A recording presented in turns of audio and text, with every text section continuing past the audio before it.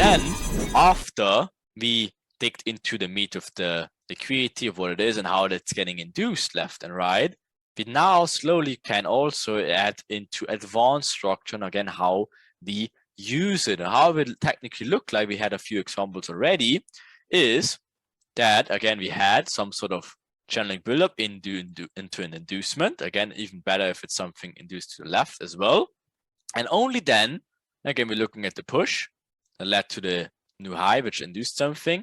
Then we can take a look at the breaker structure. Then we look at our imbalances left. We look at our next build-ups. We look at the inducement of this build-ups into some sort of mitigation, right? So again, identify your main push, identify your internal structure, wait for your breaker structure to make it even safer later on, right? Again, but this is all before we had a valid cycle going on. Again, we will dig highly into these cycles later on. But again, building up orders, trend, awesome, creating breaker trader support and resistance, giving them all the reasons, right? And breaks structure finally to the downside. Again, building up even more liquidity, channeling sideways.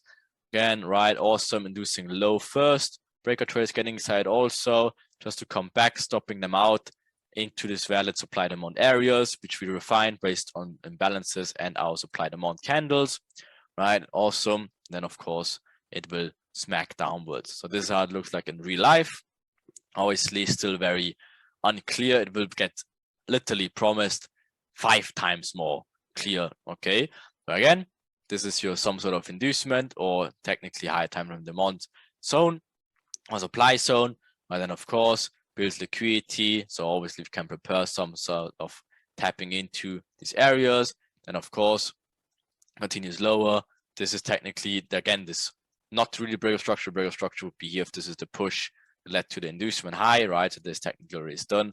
So this is should be up here, right? Of course, and then liquidity buildups getting induced into the last mitigation zone with imbalances left, and then obviously continues to low side and then targets the next zones. Okay, then we have something we will call momentum mitigation, and we make another very good video about this one of how to use it, because this is a little bit more advanced and takes a little bit of practice.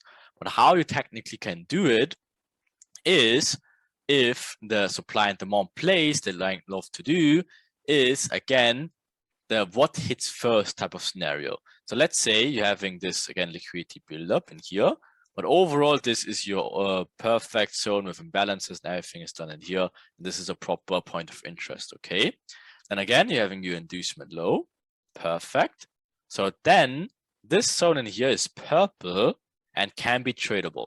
So if you look at this example in here, all right, so this is where same scenario, have inducement low of this channel, perfect, giving you a break of structure, and then taps into this zone. But here, notice it missed the zone. Okay, so it's still valid until it hits the next supply area. So the demand is obviously valid until it hits the next valid supply area. Then guess what? Cycle is completed, and we can begin the whole run from before. Channel buildup, equal highs, inducement high into mitigation, obviously later. Break of structure to downside now of this valid cycle inducement, comes back into mitigation, and then guess what? At this moment it taps into supply. This zone in here becomes invalidated. Okay, that again helps you identify the right spots, but obviously we'll dig into it much more later as well, but just in a nutshell here. So again, let me just see this one. Okay, so this is the push, obviously huge selling downwards, building up liquidity, inducing it. Maybe this even taps into something in here, right? But then the moment it induces, or not induces, but breaks of structure, again, this zone is definitely valid to take now until the next supply area, right? And of course, taps into the, and then the only time you have to be a little bit aware of it is, again, if this is now super valid, break of structure, but now it tapped into, again, demand first, then it comes back into supply. That's, of course, we have to be a little bit more careful. If you just look at these overplaced, but in combination with the inducement would be perfectly fine. Okay, so how would that look like in the charts? Again, exactly like we covered, right? So again, huge shallow buildup of all of a sudden momentum, perfect. Now break structure to the high side, perfect. Inducement is done, comes back, fills the imbalance, then runs until next at least supply areas. And again, technically this push now led to the new highs in here. So this just barely just broke it. Okay, the moment this gets broken in here, this would be a zone you can be interested in to the downside. Okay, then again, this becomes a smart money trap, of course, for later on.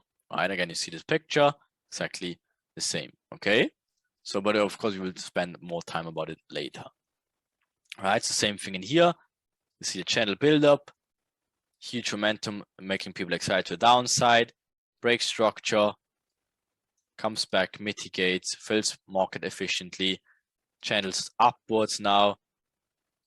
Right, where's your inducement? Here's your inducement with speed into some sort of demand areas or supply areas. I'll switch it around. Right, and I guess what? That's the push, and led to it. Finally gets broken. Right, so this is when this one obviously gets immediately invalidated as well. Right, let's say this one tapped into here, it would be valid. Why? Because it never tapped into supply first, and you never had a valid build up before that as well. Right, okay. So then, of course, just delete that. Then after this break of structure in here, that's again the push, led to the highs.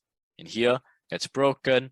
Here's your next imbalance zone, supply area, supply candle, taps into the smart money trap, obviously wants to fake the continuation high side for all these people, gives them a really nice reaction, just to obviously tap the mitigation and then continues lower.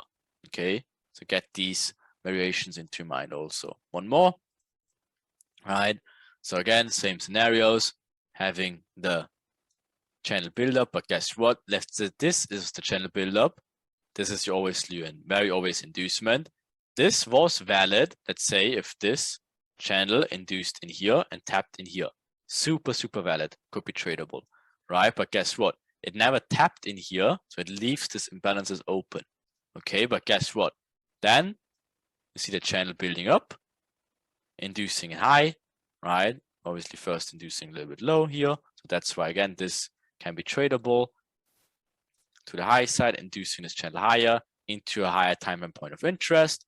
And then, of course, the moment it does that, it immediately invalidates the zone and it becomes obviously a trap later. Okay, very easy stuff to identify these smart money traps and when these imbalance zones should not look at. Okay, then another more, just one more small, right, where we have it very clear, visible, right? Again, huge channel buildup, right? Again, faking liquidity down here, faking, just to give a false reaction, induce this liquidity into point of interest, perfect.